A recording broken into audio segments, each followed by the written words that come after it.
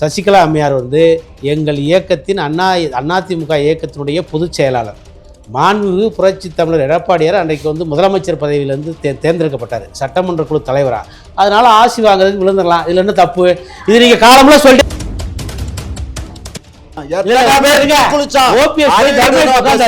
OPS போய் மோடிட்ட முறையிட்டாரு.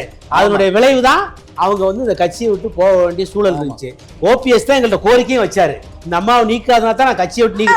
எடப்பாடி தான் திட்டமிட்டு வந்து சசிகலா அவர்களை வந்து கட்சியில இருந்து பாருங்க, அந்த கட்சி பைலால ஆடு நடையுதுன்னு பாருங்க, ஓனாயா அழுகுது பாருங்க. அந்த கட்சியில நாம தொண்டன்ல 9வது தொண்டன் தீய சக்தி திமுகவே கலந்துட்டியா? நாங்க திமுக தீய சக்தின்னு நீங்களா சொல்றீங்க. இன்னைக்கு இந்த நாட்டை ஆள்றது அந்த கட்சி தான். அதிமுக கட்சி கரைஞ்சி வரும், அதிமுக வேண்டும், இதை சொல்லிக்கிட்டே இருங்க. நாங்க வந்து களப்பணிக்கு போயிட்டோம், நீங்க இப்படி சொல்லிக்கிட்டே இருங்க. அதனால 2026 தேர்தல்ல நாங்க அடிக்கிற அடி, நாங்க அடிக்கிற சம்மட்டி திமுக எந்திரிக்கவே முடியாது. சரி, உங்களுடன் ஸ்டாலின் அப்படின்ற ஒரு விஷயத்த வந்து முதல்வர் பண்ணிட்டு இருக்காரு. அங்க போற இடத்துல என்ன பண்றாரு அப்படின்னா, மக்களுக்கு ஏதாவது குறை இருந்தா ஒரு மனு எழுதி ஒரு பாக்ஸ்ல வந்து போடலாம்னு சொல்லியிருக்காங்க.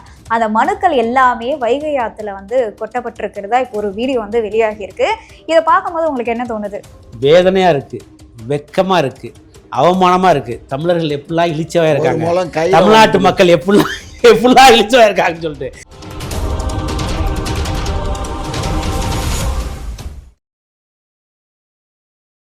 குக்கு செய்தி நேயர்களுக்கு வணக்கம். நான் உங்க தீபிகா. இன்றைய நிகழ்ச்சியின் சிறப்பு விருந்தினர்கள் திமுகவின் மூத்த முன்னோடி முனைவர் காமாட்சி நாயுடு அவர்கள் மற்றும் அதிமுகவின் வழக்கறிஞர் பிரிவு துணை செயலாளர் செந்தில்வேல் அவர்கள்.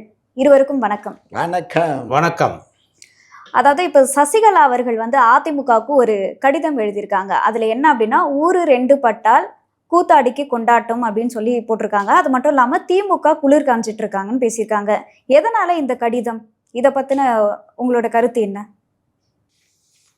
இன்றைக்கு ஊரு 2 பல்ல, கூத்தாடிக்கும் கொண்டாட்டம் இல்லை. ஒட்டுமொத்தமாக எங்களுடைய பொதுச் செயலாளர் மரியாதைக்குரிய எடப்பாடியார் அவர்கள் ஏற்கனவே வந்து அறிவிச்சிட்டார். அதாவது தீய சக்தி திமுகவை தமிழ்நாட்டில் வீழ்த்தணும், அதுக்கு ஒத்த கருத்துடைய அத்தனை பேரும் ஓரணியில் திரளணும். அதனால் திமுக வீழ்த்துறதுனா எல்லாரும் நம்ம ஒன்று சேர்ந்து தான் வீழ்த்த முடியும் அப்படின்னு கூப்பிட்டார், அழைப்பு விட்டார். அதனால் இந்த மரியாதைக்குரிய இவங்க சொல்கிறதுல என்ன அர்த்தம் இருக்குதுன்னு தெரில, என்ன உள்ளார்த்தம் இருக்குன்னு தெரில.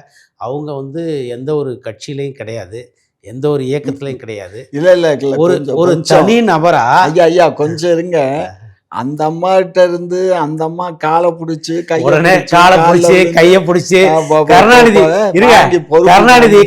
வந்து இந்திரா காந்தி அம்மையாருடைய காலை பிடிச்சாரு, பதவியை காப்பாத்திட்டாரு. ஊழல் வழக்குல இருந்து தப்பிக்கிறதுக்கு பாருங்க, நான் பல முறை சொல்லிட்டேன். காலை பிடிச்சாரு, கையை பிடிச்சாரு, எத்தனை சொல்லிட்டே இருப்பீங்க. சொல்லல காட்டுறோம்.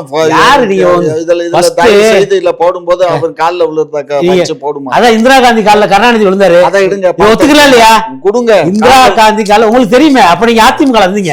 இங்க பாருங்க, காலில் விழுந்தல, காலில் விழுந்து இந்திரா காந்தி காலில் விழுந்தாரா இல்லையா? கருணாநிதி விழுந்ததா சொல்லு, காட்டுங்க. உலகத்துக்கே தெரியுமே, உலகத்துக்கே தெரியும் இந்திரா காந்தி காலில் விழுந்தது. காலில் விழுந்தோங்கிறத எடுத்து, அதாவது நான் விளக்க சொல்றேமா, அன்றைய தேதியில அவங்க சும்மா சசிகலா அம்மையார் வந்து எங்கள் இயக்கத்தின் அதிமுக இயக்கத்தினுடைய பொதுச் செயலாளர். மாண்புமிகு புரட்சி தமிழர் எடப்பாடியார் அன்றைக்கு வந்து முதலமைச்சர் பதவியிலேருந்து தேர்ந்தெடுக்கப்பட்டார், சட்டமன்ற குழு தலைவராக. அதனால ஆசி வாங்குறதுக்கு விழுந்துடலாம். இதுல என்ன தப்பு? இது நீங்க காலம்லாம் சொல்லிட்டே இருப்பீங்களா?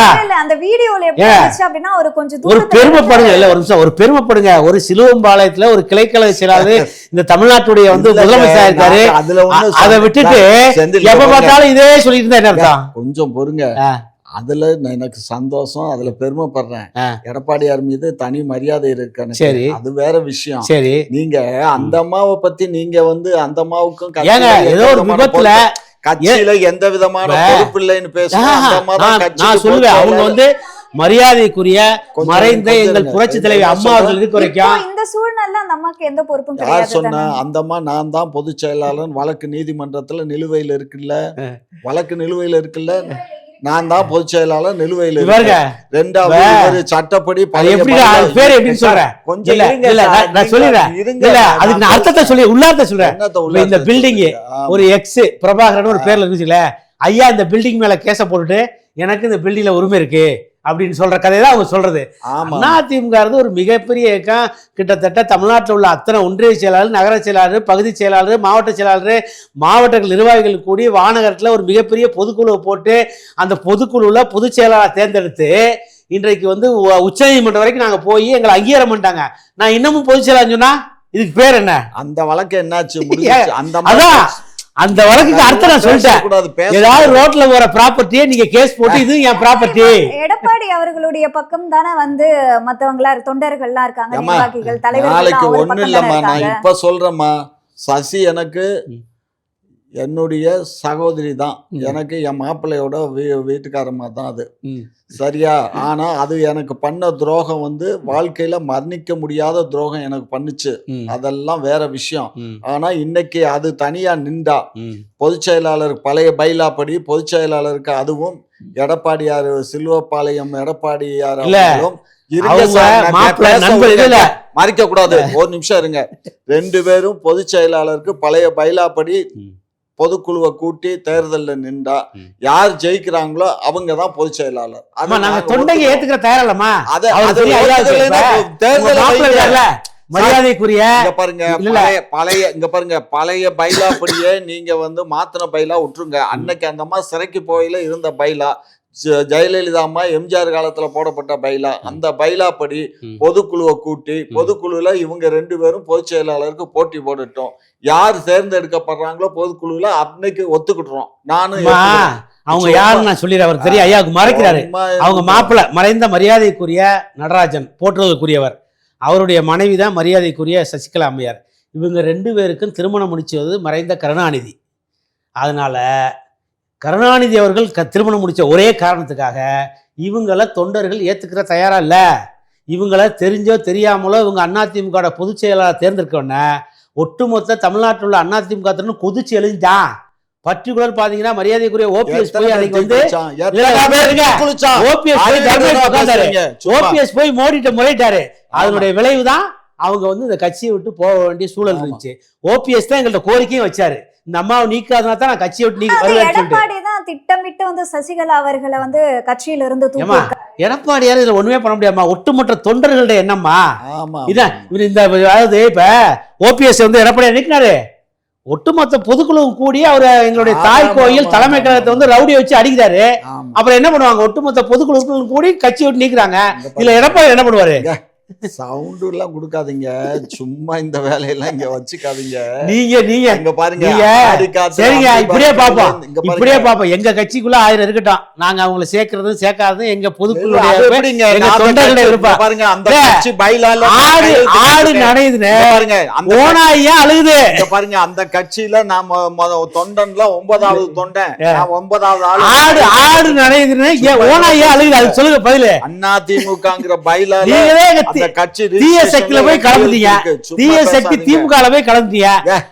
நாங்க திமுக தீய சக்தின்னு நீங்களா சொல்றீங்க. இன்னைக்கு இந்த நாட்டை ஆள்றது அந்த கட்சி தான். ஏறக்குறைய நாங்களும் 30 ஆண்டு காலம் 35 ஆண்டு காலம் 5-6 நாட்டெல்லாம் நீங்க ஆளுவீங்க. ஆனா தமிழ்நாட்டுக்கு பிரச்சனை வரும்போது காட்டி கொடுத்துருவீங்க. அதாவது மூப்பனாருக்கு பிரதமர் பதவி வந்துச்சு, ஒரு வேட்டி கட்டி தமிழை பிரதமர் ஆகக்கூடாதுன்னு சொல்லிட்டு அன்னைக்கு கங்கணம் கட்டி 1996 காலி பண்ணீங்க. மூப்பனார் பிரதமர் ஆகிடாம மரியாதைக்குரிய நம்ம மறைந்த அப்துல் கலாம் 2வது முறையா குடியரசுத் தலைவராக வரும்போது கலாம்னாலே கழகம் சொல்லி 2வது முறை அவர் குடியரசுத் தலைவராக வராம நீங்க பண்ணீங்க. இப்போ ஒரு வாய்ப்பு வந்திருக்கு, அருமையான வாய்ப்பு. குடியரசு துணைத் தலைவர் ஒரு தமிழர் வர வாய்ப்பு இருக்கு. இன்னைக்கு நீங்க ஒரு ஆந்திராவை சேர்ந்த போய் நீங்க ஆதரிக்கிறீங்க. எப்பவுமே நீங்க தமிழருக்கு எதிரான நிலைப்பாடு இருக்கீங்க, தமிழ்நாட்டுக்கு எதிரான நிலைப்பாடு இருக்கீங்க. அதனால நீங்க பேசவே நீங்க இருங்க. சிபி ராதாகிருஷ்ணன் துணை தலைவரா வந்தாருன்னா அவரு இந்த நாட்டுக்கு தமிழ்நாட்டுக்கு என்ன பண்ணுவாரு? ஏதாவது சொல்லுங்க. ஒண்ணுமே இருங்கம்மா, ஐயா சொல்றாங்க என்ன பண்ணுவாருன்னு. 1999 பாஜக திமுக கூட்டணி கோயம்புத்தூர்ல சிபி ராதாகிருஷ்ணன் வேட்பாளர். திமுக தலைவர் மரியாதைக்குரிய மறைந்த கருணாநிதி போய் பிரச்சாரம் பண்றாரு, மு க ஸ்டாலின் போய் பிரச்சாரம் பண்றாரு. இவங்க பிரச்சாரம் பண்ணி தான் அவர் வெற்றி பெறாரு. அன்னைக்கு அவர் வந்து மத்திய அமைச்சராக இருக்காரு.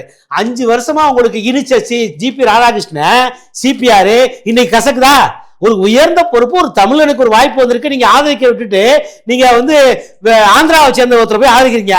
நீங்க எப்பவுமே தமிழர்களுக்கு ஒரு வாய்ப்பு வந்தா பிரதமர் பதவியாக இருந்தாலும் ஜனாதிபதி துணை எது வந்தாலும் நீங்க வந்து எதிர்க்கிறதா திமுக நிலைப்பாரு. பேசிட்டீங்களா அப்படின்னு இல்லைங்க. அரசியல் என்பது ஏற்புடையது. அந்த அரசியலில் நாங்கள் ஒரு கூட்டணியில் இருக்கோம், அவர் ஒரு கூட்டணியில் இருக்கார். அவர் அந்த கட்சியினுடைய பாரதிய ஜனதா கட்சியினுடைய கேண்டிடேட்டாக தான் நிற்பாட்டப்படுறாரு. புரிஞ்சுக்கோங்க, என்டிஏ கூட்டணியினுடைய கேண்டிடேட்டு. நாங்கள் வந்து இந்தியா கூட்டணியினுடைய கேண்டிடேட்டை நிப்பாட்டியிருக்கோம். அப்போ இந்தியா கூட்டணியில் இருக்கவங்களுக்கு தானே நாங்கள் அந்த கூட்டணியில் இருக்கும்போது நாங்கள் வாக்களிக்க முடியும். அப்ப நீங்க என்ன பண்ணணும்னா, அப்ப நீங்க என்ன பண்ணா, என்ன இந்தியர்கள்லாம் ஒன்று கொடுக்கணும்னு சொன்னேன். ஏன் தமிழ்நாடு ஓரணியில், தமிழ்நாடு வெல்லும், தமிழ்நாடு போராடும், இந்த போராட்டம் பண்ணி தமிழ்நாடு வென்று தமிழரை தொகைக்கு தான் வேலை பார்க்கல. ஏங்க தமிழன் ஏங்க உங்களை காட்டிலும் மாப்பிள்ளை எனக்கு ரொம்ப க்ளோஸுங்க. சரி, சிபி ராதாகிருஷ்ணன் நானும் ரொம்ப வருஷமா ஒன்னா இருந்த ஆட்கள். சரி, அதனால மாப்பிள்ளைய பத்தி அப்ப ஒண்ணு பண்ணுங்க, நான் வாழ்த்து போட்டுட்டேன் ஏற்கனவே. வாங்க மாப்பிள்ளை, நீங்க ஜெயிச்சு வாங்கன்னு நான் முதல்ல போட்டு. நீங்க போடுவீங்க, நீங்க தமிழுடைய ஆளுங்களுக்கு மாற்று கருத்து இல்ல. உங்க ஓங்கல்ல இருந்து ஓடி வந்த கூட இருக்க, அதுக்கு அட்வைஸ் பண்ணுங்க.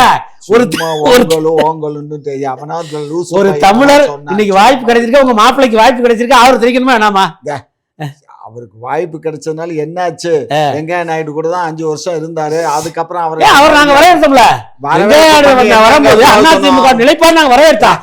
எங்களுடைய தென்னிந்தியாவில ஒருத்தர் வர்றாரு, தென்னிந்தியா சேர்ந்தவரு, அவர் வரணும்னு சொல்லிட்டு அதிமுக ஆரம்பிச்சு. இருங்கய்யா, சும்மா சத்தம் போட்டு அதனால அவர் இருந்ததுனால யாருக்கு என்ன பிரயோஜனம்? இல்ல அவருக்காவது ஜனாதிபதி அடுத்து என்ன பண்ணிருக்கணும்? அவருக்கு ஒரு துணை ஜனாதிபதியா இருந்தவங்க தான் அந்த 40 எம்பி போய் 5 வருஷம் என்ன பண்ணீங்களோ. இப்ப காங்கிரஸ் பீரியட்ல எல்லாம் துணை ஜனாதிபதியா இருப்பாங்க, அவங்க தான் ஜனாதிபதியா வருவாங்க. ஆனா இவங்க ஆட்சிக்கு அப்ப வந்ததுக்கு அப்புறம் தான் துணை ஜனாதிபதியா இருந்தா துணை ஜனாதிபதியோட, அது வெங்கையா நாயுடுக்கு பவர் போயிடக்கூடாது, அவரு வந்துடக்கூடாது. எப்படி வெங்கையா நாயுடு இல்லைன்னா பாரதிய ஜனதா கட்சி, அவரும் அத்வானி 2 பேரும் தான் ஃபுல்லர்ஸ். அவங்கள வச்சு தான் இந்த பாரதிய ஜனதா கட்சியை. அப்படி 3 முறை வந்து பாரதிய ஜனதா கட்சியுடைய அகில இந்திய தலைவராக இருந்தவர். அவர் எல்லா மொழிகள்லையும் வல்லமை படைத்த பேச்சாளர். அப்படி பேசித்தான் அந்த கட்சியை வளர்த்தாரு. அப்படிப்பட்டவரையே நீங்கள் வீட்டுக்கு அனுப்பிச்சி விட்டீங்க துணை ஜனாதிபதியோட போன்னு சொல்லி. ஆகையினால அதாவது உங்களுக்கு வந்து மாங்காய் புளிச்சதோ வாய் புளிச்சதோ என்னத்தையாவது பேசி விட்டுட்டு போயிட்டே இருப்பாங்கப்பா. இவங்க பேச்செல்லாம் ஏற்புடையது அல்ல. ஒரு விஷயம், எடப்பாடி வந்து நல்ல மனிதர், பர்சனலாக நல்லா சொத்து வித்து 10 நல்லா சம்பாரித்து அந்த ஒவ்வொரு எம்எல்ஏக்களுக்கும் 5C 6C கொடுத்து அவர் முதலமைச்சராக வந்தார். திரும்ப நிறைய காசுகளை செலவு பண்ணி திரும்ப ஒரு எதிர்கட்சி தலைவராக வந்தார். ஆனால் இவர் ஒரு காலம் முதலமைச்சராக திரும்ப வர இயலாது. அது ஜெயலலிதா அம்மா எம்ஜிஆரோட அந்த கட்சி அவ்வளோதான் வைண்ட் அப் பண்ண வேண்டியதுதான். இப்போ இந்த 2026 தேர்தலில் கட்சி வைண்ட் அப் ஆயிரும். சரியா? இது வைண்ட் அப் ஆகுதா இல்லையாங்கிறத 26 சொல்றீங்க இதோட கட்சி வந்து எனக்கு தெரியலடா. அந்த கட்சியில நான் இருந்தோம்ப்பா, எம்ஜிஆருக்காக ஜெயலலிதா எம்ஜிஆருக்காக கட்சி. எம்ஜிஆர் வந்து இறந்தப்போ இதே தான் பேசினாங்க, இனிமே வந்து அதிமுக இல்ல அது அப்படிதான் இருந்தது. அது நான் சொல்றதுக்கு இது வந்து திமுகவுக்கு கொடுக்கப்பட்ட அஜெண்டா. அந்த அஜெண்டாவை வந்து இங்கே பேசுகிறாரு. அதாவது இனிமேல் அதிமுக ஜெயிக்காது, இனிமேல் அதிமுக வெற்றி பெறாது. இதை 4 வருஷமாக சொல்லிகிட்டு இருக்கீங்க. அதிமுக ஜெயிக்காதுன்னா எப்படி நாங்கள் 2021 தேர்தலில் 75 தொகுதியில் நாங்கள் ஜெயிக்க முடியும்? 2021 தேர்தலில் 2% வாக்கு தான் வந்து வித்தியாசம்.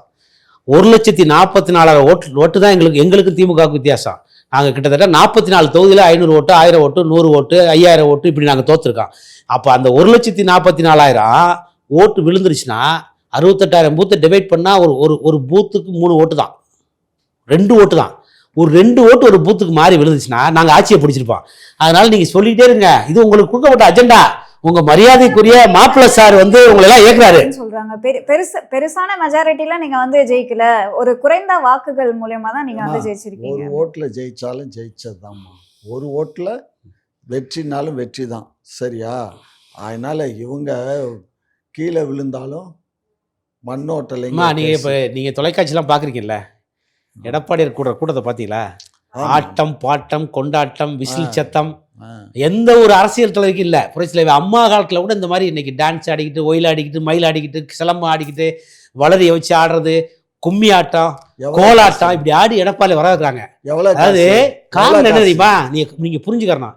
அதாவது நீங்க என்ன பண்றீங்க, 4.5 வருஷமா ஆட்சிக்கு வந்து தமிழனுடைய பண்பாடு பாரம்பரியம் கலாச்சாரம் எல்லாத்துக்கும் நாங்கள் போய் வந்து ஒவ்வொரு விஷயத்துக்கும் நாங்கள் நீதிமன்றத்துக்கு போய் அனுமதி வாங்கி ஒரு நிகழ்ச்சி நடத்துகிறோம். நீங்கள் என்ன பண்ணுறீங்க, திறந்து விட்டுறீங்க. திறந்து போட்டு ஆடலாங்கிற மாதிரி ஸ்ட்ரீட் ஹாப்பி ஸ்ட்ரீட்டு கொண்டாந்து குடிச்சிட்டு ஆட விடுறது. அதில் வந்து வெறுப்பாய் தான் ஒட்டுமொத்த சமூகம் கொந்தளிச்சிருச்சு. என்ன பண்ணுது, எடப்பாடி வரும்போது ஒயிலாட்டம் மயிலாட்டம் முளைப்பாரி தமிழர்களுக்கு என்னென்ன பண்பாடு இருக்கோ அத்தனையும் அங்கே நிற்கிறாங்க. இது பணம் கொடுத்தா அந்த மாதிரி கூட்டம் கூடாது. நைட்டு 10 மணி 11 மணி வரைக்கும் மக்கள் நின்று கும்மி அடிச்சு ஒயில் ஆடி தானகனை கொட்டி எவ்வளவு பெரிய வரவேற்பு. 1952 தொடங்கின தேர்தல் வரலாறு தமிழ்நாட்டுல எந்த ஒரு தலைவருக்கும் இந்த மாதிரி கூட்டம் கூடினதே கிடையாது. இந்த மாதிரி ஒரு மகிழ்ச்சியா இப்படி துண்டை சூத்தி வெற்றிக்கான அடையாளத்தை சொல்லி நீதான் அடுத்த முதலமைச்சர் சாமியே எடப்பாடி சாமியே நீதான் வரணும்னு சொல்றான் தொண்டை. அந்த பொம்பளைக்கு அப்படிதான் சொல்லுது. அதனால இவங்க என்னத்தையாவது பேசிக்கிட்டு இருப்பாங்க. என்ன பேசுவாங்க, அவங்களுக்கு கொடுத்த அஜெண்டா இந்த 6 மாசத்துக்கு எதையாவது அதிமுக பிளவுபட்டிருக்கு, அதிமுக வந்து இனிமேல் ஜெயிக்காது, அதிமுக வெற்றி பெறாது, அதிமுக இனிமேல் கட்சி கரைஞ்சி வரும், அதிமுக வேண்டாம், இதை சொல்லிக்கிட்டே இருங்க. நாங்க வந்து களப்பணிக்கு போயிட்டோம், நீங்க எப்படி சொல்லிக்கிட்டே இருங்க. அதனால 2026 தேர்தலில் நாங்க அடிக்கிற அடி நாங்க அடிக்கிற சம்மட்டி திமுக எந்திரிக்கவே முடியாது. சரி, இப்போ இன்னொரு முக்கியமான விஷயம் என்ன அப்படின்னு பாத்தீங்கன்னா, உங்களுடன் ஸ்டாலின் அப்படின்ற ஒரு விஷயத்த வந்து முதல்வர் பண்ணிட்டு இருக்காரு. அங்க போற இடத்துல என்ன பண்றாரு அப்படின்னா, மக்களுக்கு ஏதாவது குறை இருந்தா ஒரு மனு எழுதி ஒரு பாக்ஸ்ல வந்து போடலாம்னு சொல்லியிருக்காங்க. அந்த மனுக்கள் எல்லாமே வைகை ஆத்துல வந்து கொட்டப்பட்டிருக்கிறதா இப்போ ஒரு வீடியோ வந்து வெளியாகி இருக்கு. இதை பார்க்கும்போது உங்களுக்கு என்ன தோணுது? வேதனையா இருக்கு, வெக்கமா இருக்கு, அவமானமா இருக்கு. தமிழர்கள் எப்படிலாம் இழிச்சவா இருக்காங்க, தமிழ்நாட்டு மக்கள் எப்படிலாம் இழிச்சவா இருக்காங்கன்னு சொல்லிட்டு இவரு இப்ப இதை பண்ணல. ஆட்சிக்கு வர முன்னாடி எதிர்கட்சியா தலைவர் ஊருக்கு போனாரு. ஊராட்சி சபை, மக்கள் சபை, பஞ்சாயத்து சபை எப்படி நடத்தினாரு, மக்களையெல்லாம் கூப்பிட்டாரு, மனுவையெல்லாம் வாங்கினாரு, ஒரு பொட்டியை வச்சாரு, அந்த பொட்டிக்குள்ள போட வச்சாரு, பூட்டினாரு. என்ன சொன்னார் தெரியுமா, திமுக ஆட்சிக்கு வந்தா 100 நாள்ல உங்களுடைய கோரிக்கை அத்தனையும் நிறைவேற்றப்படும் சொன்னாரா இல்லையா? இன்னைக்கு வரைக்கும் அந்த பொட்டியும் காணோம், அந்த பூட்டையும் காணோம், அந்த சாவியும் தொலைஞ்சு போச்சான். அந்த மாதிரி 4.5 வருஷமா ஐயா மாதிரி வந்து ஆட்களை கூட வச்சுக்கிட்டு கும்பகரண தூக்கம் போட்டுட்டு இன்னைக்கு வந்து உங்களுடன் ஸ்டாலின், நம்முடன் ஸ்டாலின், நலமுடன் ஸ்டாலின், எங்களுடன் ஸ்டாலின் இப்படி எத்தனையோ டைட்டில் கொடுத்து நாடகம் நடத்தினா, ஷூட்டிங் நடத்தினா மக்கள் என்ன பண்ணுவான், பாவம் அதில் அதையும் நம்பி போய் 10 பேர் மனு கொடுக்குறான். அந்த மனுவை வாங்கி அதை நடவடிக்கை எடுத்தா கூட பரவாயில்ல, அதை கொண்டு வைகாத்தில் மிதக்க விடுறாங்க. இதுல இருந்து என்ன தெரியுதுன்னா, இந்த மக்கள் மீது இந்த அரசுக்கு அக்கறையே இல்லை, அலட்சியமா கேவலமா மக்கள்லாம் இப்படித்தான் காசை கொடுத்தா ஓட்டு போட்டுருவான், நாங்க தான் அப்படிங்கிற ஆணவ திமிர் தான் போய் மக்கள்கிட்ட வாங்கின. அவன் கண்ணீரோட கம்பளையோட கொடுத்த மனுவை போய் வைகை ஆத்து தண்ணியில வீச வேண்டிய அவலம் தமிழ்நாட்டில் ஏற்பட்டிருக்கு. இதை பத்தி உங்களோட கருத்து? ஏன்னா நீங்க வந்து எல்லாத்தையும் நிறைவேற்றுறேன்னு சொல்லி தான் அந்த மனுவே வந்து வாங்கியிருக்கீங்க. மனு வாங்கினது உண்மை. மனுவை அந்தந்த ஏரியா கலெக்டரேட்டுக்கு உள்ள அந்த டெவலப்மெண்ட் தாசில்தார்கிட்ட கொடுத்துருக்கோம். டெவலப்மெண்ட் தாசில்தார் அலுவலகத்தில் வைக்கப்பட்டிருந்த அந்த மனுக்களை எல்லாம் ஒரு குறிப்பிட்ட சதிகார கும்பல், பேர் சொல்ல தெரியாது இல்லை, எல்லாம் அந்த அதிமுக வச்ச அந்த களவாணிகள் கைக்கூலி வாங்கிக்கிட்டு அவங்க திருடி கொண்டுட்டு போய் வையாத்துல. நாங்க களவாணினா நீங்க உத்தமரா? அதனால இல்ல நீங்க உத்தமரா ஹரிச்சந்திரா மட்டும் சொல்லிருக்க, அப்புறம் சொல்லுங்க. காவல் நீங்க உத்தமரா ஹரிச்சந்திரா? இல்ல அது பதில் சொல்லிருக்க. நாங்க களவாணினா நீங்க பேச இல்ல இதுக்கு மட்டும் பதில் சொல்லுங்க. நீங்க கேக்குறது அப்டேட் பண்ண சொல்றேன். நாங்க களவாணின்னு சொல்றீங்க எங்களை, நீங்க உத்தமரா ஹரிச்சந்திரா? நாங்க உத்தமன்னு தான். அப்படியா? ஹரிச்சந்திரன் என்ன பெரிய ஹரிச்சந்திரன், அந்த காலத்துக்கு ஹரிச்சந்திரன், அதெல்லாம் சும்மா இருங்க. மக்கள் பாத்துட்டு இருக்காங்க, மக்கள் பாக்குறாங்க. இவங்க திருடி 2Gல கொள்ளையடிச்சிருக்கீங்க, சும்மா இதான் 2Gல கொள்ளையடிச்சிருக்கீங்க. இங்க பாருங்க, 2G கொள்ளைன்னு சொன்னீங்கன்னா உங்க மேல நான் வழக்கு போடுவேன். ஐயோ, டாஸ்மாக் கூட கொள்ளையடிச்சிருக்கீங்க. அது கணக்கு எதுலயாவது 20,000 கூட கொள்ளையடிச்சிருக்கீங்க. உத்தமங்கிற வார்த்தைக்கே வந்து இந்த மாதிரி அர்த்தமே நான் பண்றீங்க. டாஸ்மாக்ல கொள்ளையடிச்சோம், 2Gல கொள்ளைங்கிறதெல்லாம் இது நீங்க உண்மையிலேயே நீங்க இந்த மாதிரி பேசுனீங்கன்னா உங்க மீது வழக்கு போடணும். அப்ப அமலாக்கத்துறை மேல போடுங்க. அமலாக்கத்துறை எங்க கொடுத்திருக்கான் ரிட்டர்ன் 1000 கோடி ஊழல் சொல்லிருக்கேன். சும்மா நீங்க அவசியம் வழக்கறிஞர், நீங்க இப்படி எல்லாம் பேசக்கூடாது. எங்கேயாவது ரிட்டர்னா அவன் கொடுத்திருக்கான்னு சொல்லுங்க. 1000 கோடி ஊழல் கோர்ட் காப்பியை காட்டுங்க சார். காப்பியை எடுத்து தான் கொடுக்கணும் சார். சும்மா இருங்க. அவன் கோர்ட்டையும் கொடுக்கல, ஒரு மயிலையும் கொடு. கோர்ட்ல தான் சுப்ரீம் கோர்ட்ல அவனை பிடிச்சி நீங்க கோபப்படாம போய் சொல்லுங்க. அமலாக்கத்துறை கேஸ் போட்டிருக்கா இல்லையா? அமலாக்கத்துறை கேஸ் போடல, சும்மா கேஸ் போட்டிருக்கு. அப்ப வந்து மேல போய் சரி பண்ணிட்டீங்களா? அதுதான் போனீங்களா டெல்லிக்கு? உங்க இளவரசர் பட்டத்து இளவரசர் அதுக்கு அனுப்புவீங்களா? நீங்க நீதிமன்றத்துல போனீங்களா இல்லையா? போய் மரியாதைக்குரிய நிர்மலா சீதாராமன் பாத்தீங்களா இல்லையா? அமித்ஷா பையனை பாத்தீங்களா இல்லையா? இந்தம்மா அவரை நிப்பாட்ட சொல்றியா இல்ல நான் எந்திரிச்சு போவோம்மா? ஏன்னா அவரு பாட்டுக்கு பேசிட்டே உண்மையா கேக்குறேன், சொல்லுங்கள. நான் சொல்றேன் தெரியும், சொல்ல மாட்டேன். இந்தம்மா நான் பதில் சொல்றேன், பேசாம வாயை பொத்திட்டு இருக்க சொல்லு. அவர் காலம் வரையில பேச சொல்லு. இப்ப என்ன தானே கேள்வி கேட்ட, நான் தானே பதில் சொல்லணும். அவரை பேசாம நான் கேட்கல. நியாயமான கொஸ்டின். அமித்ஷா பையனை பார்த்தா உண்மையா? நான் பேசும்போது நீங்க பேசாதீங்க, நீங்க பேசும்போது நான் பேசும்போது. அப்ப களவாணி சொன்னா நீங்க உத்தமரா இல்லையான்னு கேட்காது. நீங்க களவாணி இல்லையாங்கிறதுக்கு நான் சொல்றேன். நான் கேட்கறேன்ல, நீங்க இவ்வளவு கொள்ளையடிச்சீங்களா, அடிச்சீங்களா இல்லையா, அந்த பங்கு உங்களுக்கு வந்துச்சா இல்லையா? சும்மா இருங்க, கொஞ்சம் பொறுமையா இருங்க, நான் பேசுறேன். ஏமா இவங்க 1000 கோடி ஊழல்னு சொன்னான்ல, எங்க இதுவரை ரிட்டனா ஃபைலிங் கொடுத்துருக்காங்க? இல்ல ரிட்டனா நம்மகிட்ட எழுதி கேட்கணும். இல்ல இவ்வளவு ஊழல் நடந்திருக்கு, என்ன இதுல என்ன சொல்றீங்கன்னு நமக்கு லெட்டர் நோட்டீஸ் அனுப்பணும். இல்ல கோர்ட்ல கொண்டு ஃபைல் பண்ணியிருக்கணும். எதுவுமே இல்லை. இது ஒரு விஷயம். ரெண்டாவது வந்து 37,000 கோடி ஊழல்னு சொல்லி அமித்ஷா வந்து மதுரை அந்த முருகன் மாநாட்டில் பேசினாரு. அவர் பேசுனதுக்கு ஏதாவது ரெக்கார்டா கொடுத்தாங்களா? சும்மா வாயில தான் பேசிட்டு போயிருக்காங்க. இதுக்கிடையில சுப்ரீம் கோர்ட் என்ன சொல்லுச்சு?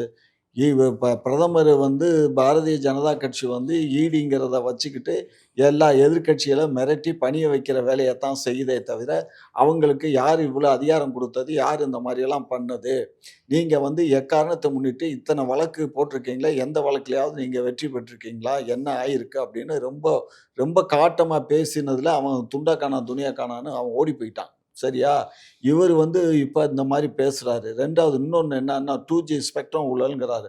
2G ஸ்பெக்ட்ரம் ஊழல்ங்கிறது வந்து அது நீதிமன்றத்திலேயே வந்து தீர்ப்பு வந்து இல்ல, அப்பீல் இருக்கு. இப்ப சார் சும்மா இருங்க சார், அதுக்கப்புறம் அப்பீல் போய் ஸ்டில் அப்பீல் பெண்டிங். இங்க பாருங்க, அப்பீல் தீர்ப்புக்கு அப்புறம் அப்பீல் பண்ணிருக்கா இல்லையா? அப்பீல் யார் வேணாலும் அப்பீல் போட்டு வைக்கலாங்க. சும்மா அந்த வேலையெல்லாம் இங்க விடாதீங்க. ஆகையினால 2G ஸ்பெக்ட்ரம் ஊழல் இல்லைன்னு சொல்லி நீதிமன்றம் தீர்ப்பு கொடுத்துருச்சு. அதுக்கப்புறம் 3 வருஷம் கழிச்சு பாரதிய ஜனதா கட்சி ஆட்சிக்கு வந்த உடனே கூட போல 3 வருஷம் கழிச்சு அவங்க ஆட்சிக்கு வந்த பின்னாடி தான் இந்த தீர்ப்பு வந்துச்சு. அதுக்கப்புறம் 3 வருஷம் கழிச்சு இவங்க ஒரு பெட்டிஷனை போட்டு வச்சிருக்காங்க. இப்போ பெட்டிஷன் போடுறதுங்கிறது பழக்கம். அது ஒரு பெட்டிஷன் போட்டிருக்காங்க, அவ்வளவுதான். அது போட்டு இப்போ கிட்டத்தட்ட 2 வருஷத்துக்கு மேல ஆச்சு. இன்னுமே அந்த இது நான் பெட்டிஷன் வந்து நம்பர் ஆகி இன்னும் வரல. சரியா? இந்த நிலையில எங்களை ஊழல்னு சொல்றது தவறு. இந்த மாதிரி சொன்ன திரு செந்தில்வேலன் அவர்கள் மீது நான் சட்டப்படி இங்க பாருங்க, தினமலர்ல மேதி நீங்க வழக்கு போடணும். ஏன்னா தினத்தந்தி மேல வழக்கு போடணும். மேல நான் போட ஏன்னா அவங்க போட்டுறாங்களே பத்திரிகை போட பொய்யா? இருங்க அம்மா, இது ஐயா பாருங்க, தினமலர் பட்ட வெளிச்சமா எழுதாங்க. அமலாக்கத்துல வந்து ஃபைண்ட் அவுட் பண்ணிட்டாங்க, இத்தனை கோடி ஊழல் நடந்துன்னு சொல்லிட்டு அந்த தினமலருக்கு தான் லட்சமா நீங்க விளம்பரம் கொடுக்குறீங்க அரசு. ஏன்னா அடுத்து எழுதக்கூடாது. யாரெல்லாம் உங்களை எதிர்க்கிறாங்களோ உடனே போய் பெட்டியை கொடுத்து சரி பண்றது. அப்ப அமலாக்கத்துறையே நீங்க சரி பண்ணுவீங்க, வல்லமை மிக்கவர்கள். பொய்யான தகவல்களை பரப்புற பண்ணாதீங்க. நீங்க இங்க பாருங்க, சட்டப்படி இங்க பாருங்க, உண்மையிலேயே உங்க எடப்பாடிக்கு தில்லு தைரியம் இருந்தா பழைய அந்த பைலா படி அவர் ஒரு தேர்தலை நடத்தி அவர் பொதுச் செயலாளராக தேர்ந்தெடுக்கப்பட்டிருந்தார். தெளிவா சொல்லிட்டேன். ஆடு நனையுது ஓனாயே அழுகனா, இது எங்க கட்சி பிரச்சனை. நாங்க பொதுச் செயலா எடுத்துட்டா ஒட்டுமொத்த மக்கள் அங்கீகாரம் பண்ணிட்டாங்க. எங்களுக்கு வந்து இவங்க மத்திய அரசு நாங்க சொல்ற கோரிக்கையை உடனே சுற்றுப்பயணம் போறாரு. அந்த இடத்துல நிறைய மக்கள் வந்து கோரிக்கைகளும் வைக்கிறாங்க. நீங்க எப்போ வருவீங்கன்னு கேக்குறாங்க. அன்னைக்கு கூட பாத்தீங்க அப்படின்னா ஒரு பையன் வந்து அம்மா உணவகம் வந்து செயல்படல. நீ லூசா, இதெல்லாம் பண்ண மாட்டோமா? நானும் ஒரு கட்சி தலைவர். ஆமாடா, நானும் ஒரு கட்சிக்கு தலைவரா இருந்தவன் தான். அதை எப்படி பண்ணணும் என்னங்கிறது எங்களுக்கு தெரியும். ஹைலைட் பண்ணணும். திமுக எல்லா அரசியல் கட்சிகளும் ஹைலைட் பண்ணுவாங்க. சரியா? அதுல முழுக்க முழுக்க ஹைலைட் பண்றது இப்போ ஒரு விஷயம் தெரியுதா, நம்ம சேனலுக்கு இந்த உங்க குக்கு சேனல் கூட விலை கேட்டாங்கல்ல, அது மாதிரி இப்ப இன்னைக்கு வந்து கிட்டத்தட்ட ஒரு மிரட்டுறாங்களா திமுக? ஒரு 100 சொச்சம் சேனல் வந்து இப்ப திமுக மிரட்டுறாங்களா குக்கு சேனல் லைவ் ப்ரோக்ராம் எடப்பாடியை பத்தி பரப்புரை பண்றதுக்குன்னு பண்ணி ஒவ்வொரு சேனலுக்கும் மாசத்துக்கு இன்னைக்கு 3 to 5 லட்சம் ரூபாய் பேசி இன்னைக்கு செட்டில்மெண்ட் பண்ணி கொடுத்துட்டு இருக்காங்க. இந்த குக்கு செய்திகளுக்கும் வந்தாங்கன்னு கேள்விப்பட்டேன். சரியா? ஆகையினால இதெல்லாம் வந்து அவங்க தான் பணத்தால் அடிச்சு எப்படி நம்ம ஜெயிக்கணுங்கிறதுக்கு ஒன்றிய அரசனுடைய ஒன்றிய அரசனுடைய கைப்பாவையாக செயல்பட்டுக்கிட்டு இருக்காரு திரு எடப்பாடியார் அவர்கள். சரியா?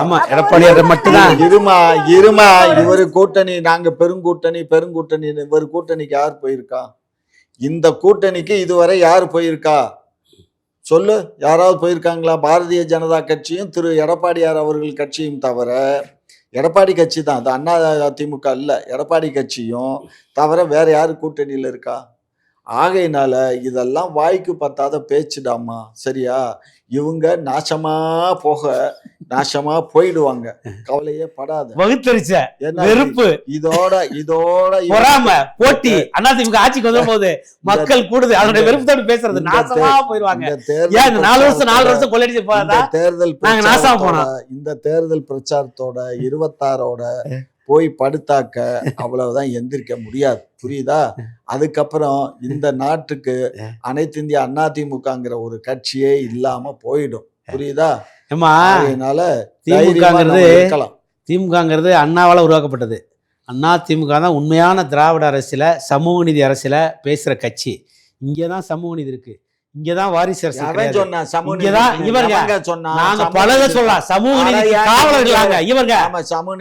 பல உதாரணங்களை சொல்லலாம். 69% மரியாதைக்குரிய தனபால வந்து சபாநாயகர், மரியாதைக்குரிய தலித் தலைமுறைய பொது தொழில வந்து வெற்றி பெறாக்கட்டும், இப்படி நாங்க சொல்லிக்கிட்டே போகலாம். எங்களுடைய சமூக நீதியினுடைய நாங்க சமூக நீதிக்கு சொந்தக்காரர்கள், நீங்க வாரிசு அரசியலுக்கு சொந்தக்காரர்கள். என்ன, மரியாதைக்குரிய கருணாநிதி, அவருடைய மகன் மு.க. ஸ்டாலின், அவருடைய மகன் உதயநிதி ஸ்டாலின், அவருடைய பேரன் இன்பநிதி, இப்படி வந்து நீங்க வாரிசு அரசியலை ஊக்குவிச்சு ஒரு குடும்பம் வாழ்றதுக்கு ஒட்டுமொத்த தமிழ்நாட்டையும் இயற்கை வளத்தையும் கொள்ளையடிச்சு இந்த பண கொழுப்புல பண திமிர்ல இப்படியெல்லாம் வந்து எதிர்கட்சி மேல அவதூறு வீசுறீங்க. அதிமுக அழிஞ்சு ஒரு மிகப்பெரிய இயக்கம், 1.5 கோடி தொண்டை உள்ள கட்சி, மாண்புமிகு அம்மா வளர்த்த கட்சி, எம்ஜிஆர் தோற்றுவித்த கட்சி. அந்த கட்சியை நாங்க தோற்றுவித்து நாங்க களத்துக்கு போய் இந்த 4.5 வருஷம் நீங்க சொல்ல கொடுமையெல்லாம் எடுத்து நாங்க அரசியல் செஞ்சு நாங்க வந்து களத்துக்கு போய் நாங்க கட்சியை வளர்த்துக்கிட்டு இருக்கோம், நாங்க நாசமா போயிடும் சொல்றீங்க. அதனால உங்க பண திமிரு கொழுப்பை வந்து 2026 நாங்க அடக்கியே தீர்வோம். சரி, இப்ப நீங்க எவ்வளவு வாங்குனீங்க அதை சொல்லுங்க, சும்மா ஓபனா சொல்லுங்க. ஏன்னா அதிமுக தொண்டை வந்து பச்சை தண்ணியை குடிச்சு பேசுவாங்க தலைவர். அதான் பச்சை தண்ணியை குடிச்சுதான் பேசுறீங்க. ஆமா, எவ்வளவு பணம் நாங்க வந்து பணத்துக்கோ காசுக்கோ நாங்க வந்து எதிர்பார்க்க மாட்டோம். காசு கொடுத்திருக்காங்க, அதே மாதிரி உங்களுக்கு கேட்டா உங்களுக்கு எவ்வளவு காசு கொடுத்திருக்காங்க? நான் தொண்டன்மா, வந்து அதிமுகல ஒரு தொண்டரா இருக்காரு, அவரு காசை வாங்கிட்டு பேசுறாருமா. எந்த வக்கீலுமா சும்மா வாதாடுவாங்க? பொண்டாட்டி பேர்ல இருக்க வழக்குக்கு கூட காசு வாங்கிட்டு தாமா பேசுவாங்க. அப்படி இருக்கும்போது நீ வேற. நாங்க வாங்குறது உண்மைமா, வக்கீல் ஃபீஸுக்கு 5000 10,000 வாங்க, நீங்க கோடிக்கணக்கில் வாங்குறீங்க திமுக. உங்க மரியாதைக்குரிய மாப்பிள்ள சார் வந்து உங்களுக்கு வந்து பெரிய அமௌண்ட் செட்டில்மெண்ட் தான் பேச வைக்கிறாரு. நாங்க வக்கீல் தொழில ஒரு 5000 நீங்க பாதிக்கப்பட்டு வர்றீங்க, அம்மா ஒரு 5000 ஃபீஸ் கொடுங்கம்மா சொல்லிட்டு உங்களுக்கு என்ன பாதிப்போ அதை நீதிமன்றத்தின் சரி பண்றது அது வக்கீல் தொழில். அதை நீங்க உங்களுக்கு என்ன, நீங்க மாப்பிள்ள சார்ட்ட பெட்டி பெட்டியா வாங்குறீங்க. நாங்க பெட்டி வாங்குறோமா இல்ல குட்டி வாங்குறோமாங்கிறது மக்களுக்கு எல்லாம் வாங்குவீங்க. அதாவது இப்ப வந்து நீங்க அதிகார திமிரு ஆணவம் ஆட்சிக்கு நாங்க மறுபடியும் யாருமே எங்களுக்கு எதிரியே இல்லை நினைச்சிருக்கேன். உங்களுக்கு எதிரி உருவாயிடுச்சு. அதிமுக யாரு எதிரி? அதிமுக, பிஜேபி. அங்கிட்டு பாத்தீங்கன்னா இன்னைக்கு அடுத்து வந்து பாமக ரெடியா இருக்கு. அவரு வந்து திமுக எதிர்ப்பு பிரச்சனை பேசாரு. மரியாதைக்குரிய இல்ல உட்கட்சி பூசல்மா, அது அவங்க தந்தை மகன் பிரச்சனைமா, அது நம்ம. ஆனால் அவருடைய நிலைப்பாடு, அவருடைய மகளுடைய நிலைப்பாடு தொடர்ந்து திமுக ஆட்சிக்கே வரக்கூடாது. 4.5 வருஷம் இந்த ஆட்சியை வந்து கொள்ளையடிச்சிட்டாங்க, தமிழ்நாட்டுடைய இயற்கை வளங்களை சுரண்டிட்டாங்க, மண்ணை மலை வெட்டி எடுத்தாங்க, அதனால பாமக நிலைப்பாடு திமுக ஆட்சிக்கு வரக்கூடாது, அப்படிதான் பேசிக்கிட்டு இருக்காரு. இப்படி ஒவ்வொரு தமாக, நம்ம இந்திய ஜனநாயக கட்சி, தமிழர் தேசம், இப்படி நிறைய கட்சிகள் எங்க கூட்டணியில் இருக்கு. ஐயா கூட ஜான் பாண்டியன், டாக்டர் கிருஷ்ணசாமி, இப்படி பல கட்சி, மரியாதைக்குரிய மறைந்த விஜயகாந்த் அவருடைய மனைவி அவங்களும் சொல்லியிருக்காங்க, அவங்களும் இந்த அரசு தான் பேசுறாங்க. அதனால எங்களுடைய கூட்டணி மிகப்பெரிய மெகா கூட்டணி அமைய போகுது. அதனால எங்களை நீங்க ஏளனமா பார்க்காதீங்க, எகத்தாளமா பார்க்காதீங்க. கொள்ளை பணத்துல நீங்க வந்து குதூகலிக்கலாம். ஆனா எங்களுடைய ஒற்றுமை இந்த அரசை வீழ்த்து காட்டணும்னு சொல்லிட்டு தமிழ்நாட்டில் உள்ள அத்தனை திமுக என்ற தீய சக்திக்கு எதிரான அத்தனை நாங்க ஓரணியில் திரட்டிக்கிட்டு இருக்கோம். எங்களுடைய வெற்றியை வந்து மிகப்பெரிய வரலாறா வந்து மாறும். வரலாறா இல்ல. உங்களோட நேரத்தை ஒதுக்கி பல்வேறு கேள்விக்கு விளக்கம் அளிச்சிருக்கீங்க, அதற்கு நன்றி.